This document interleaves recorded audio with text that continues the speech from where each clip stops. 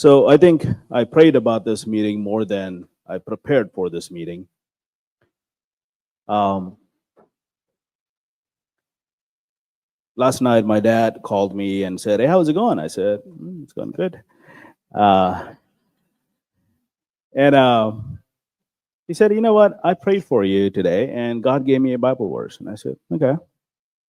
So he said, it's Psalms 33, 16, and 17. And it says, "The king is not saved by the great army. A warrior is not delivered by his great strength. A war horse is a false hope for salvation, and by its great might, it cannot rescue." I'm not a theologian, but I think all of us can understand what it means. Over the past 10 months or so, during the legislative session, um, each and every one of you worked tirelessly to advance the Republican Party's priorities and our principles. Our legislative priorities are not written by some elites, as some people say. It's not written in some back room filled with smoke, as I see sometimes on Twitter. They come from the greatest grassroots process in the world. Every 2 years, 9,400 delegation people show up, spending time and money for almost a week. Another 9,400 alternates are chosen, nominated, and elected from their counties and from their Senate districts, come together and decide on the priorities for this next legislative session. No other organization in America that at least any that I know, channels that kind of grassroots voice with such a power and conviction. We obviously disagree at the convention too. We argue, and that's why we have debates. But the majority prevails. We never shut out the minority. That's our way of doing business, and that's how it's supposed to be done. Our mandate as State Republican Executive Committee, it's very simple. We carry out the torch. We carry the torch between the conventions. We are in charge between one convention to the next convention. And our job is to listen to the grassroots from one convention until they tell us differently at the next convention. That is it. We're not about the grassroots. We work for the grassroots. We are servants to the people. So when I was elected, when you were elected, we had two mandates. One, 2024 election cycle, we want to win huge. We want to win big in Texas. And you did. We did. And that power belongs to you already. Then the other part is we get conservative legislation passed. On top of that, we kind of added a few things like adding more congressional seats.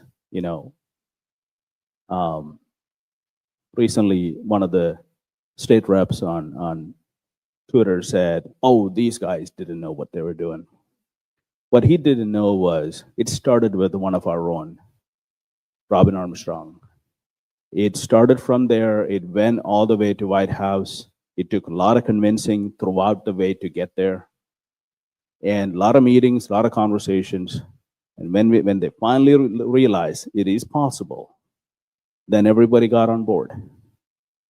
And I'm thankful, more than thankful, that everyone's on board on that, and we actually made it happen. Texas now holds 30 Republican congressional seats. And that's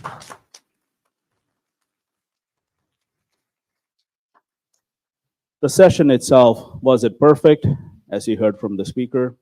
No. In the beginning of the session, we spent about close to $50,000 against the speaker as a party. Towards the end of the session, we were working with him to get our congressional seats.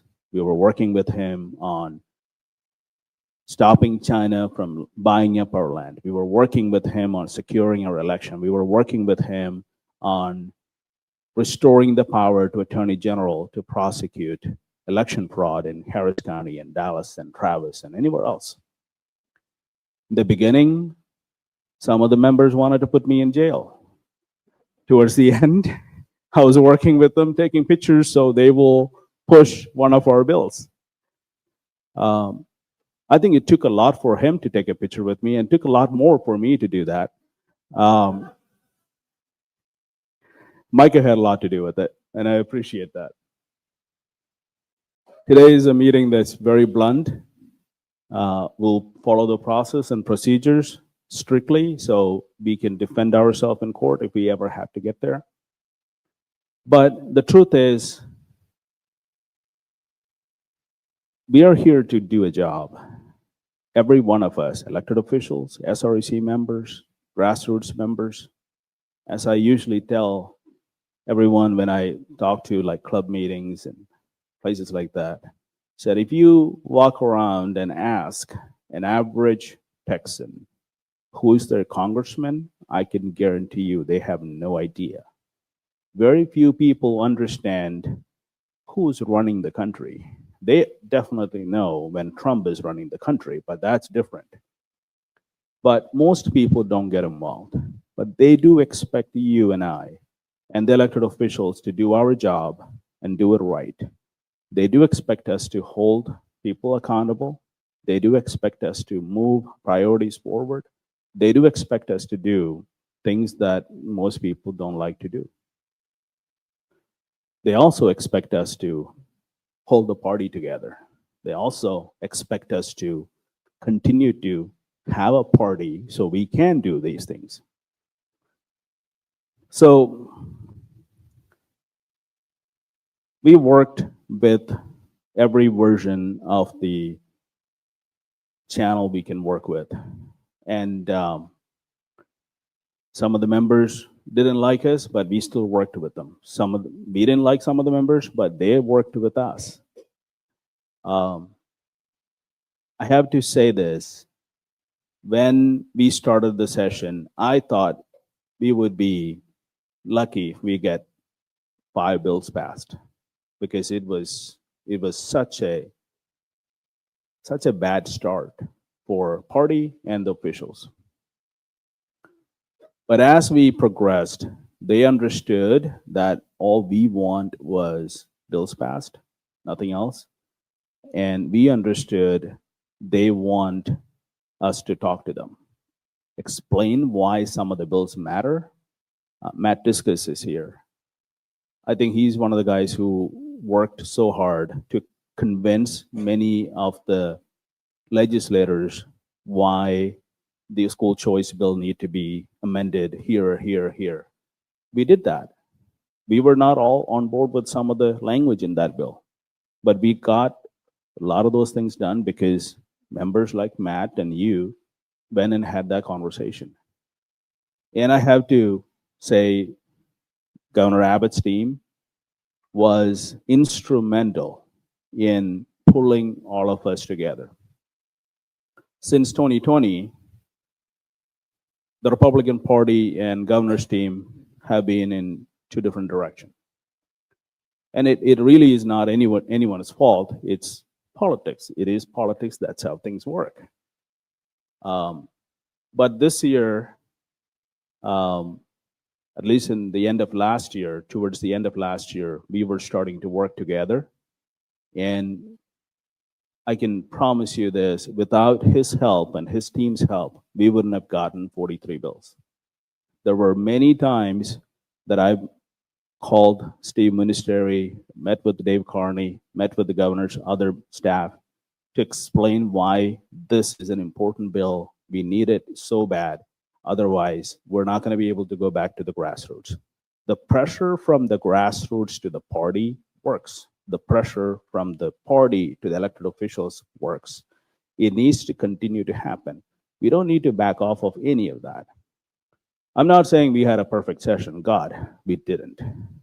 But Last session, under the last speaker, we had 6 bills passed, and they impeached our Attorney General.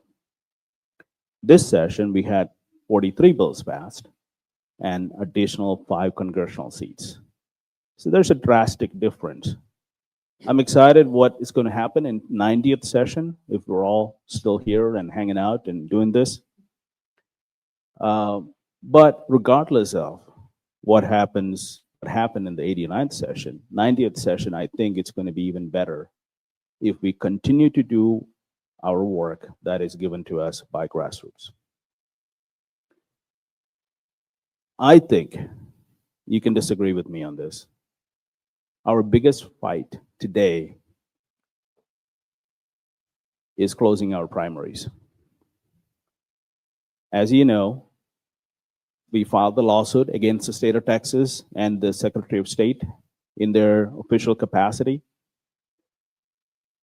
And 2 days ago, I believe 2 days ago, Attorney General Ken Paxton joined us in the suit and saying, we have the right to close our primaries. I think that was a huge win for state of Texas and especially for Republican Party. If you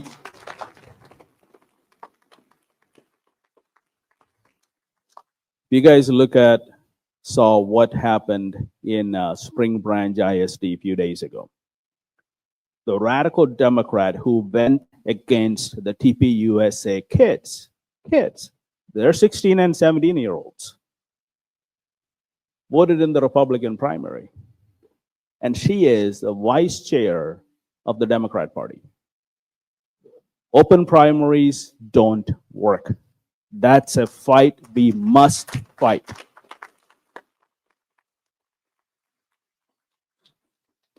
No one stopped her because by law we can't. We must end this craziness in Texas.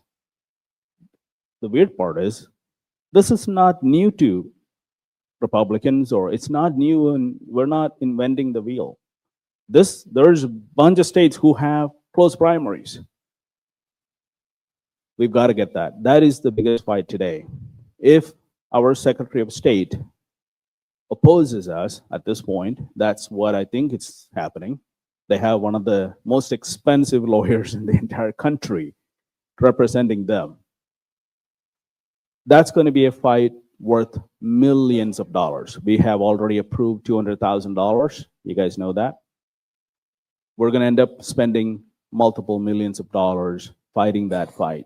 And I'm willing to fundraise. I am willing to go fight that battle because that will change the trajectory of our state and how things work.